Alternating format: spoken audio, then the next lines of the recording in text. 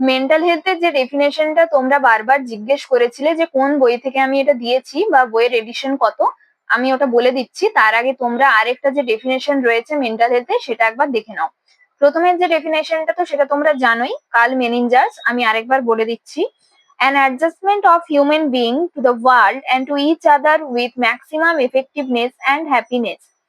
Second যে ডেফিনেশনটা রয়েছে, the American psychiatric association, simultaneous success at working, loving and creating with the capacity for mature and flexible resolution of conflict between instinct, conscientiation, important and other people and reality. এই দুটো সংজ্ঞা mental হেলথের কিন্তু খুবই গুরুত্বপূর্ণ সংজ্ঞা।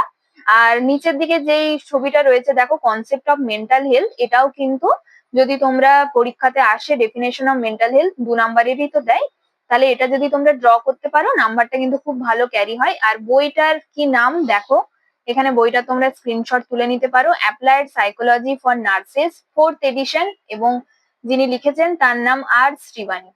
আশা করি তোমাদের সমস্ত এনকোয়ারি আমি সলভ করতে পেরেছি। এরকম আরো ভিডিও পেতে চ্যানেলের সাথে যুক্ত থেকো। পছন্দ হলে ভিডিওটাকে লাইক এবং সাবস্ক্রাইব করে দিও। ধন্যবাদ।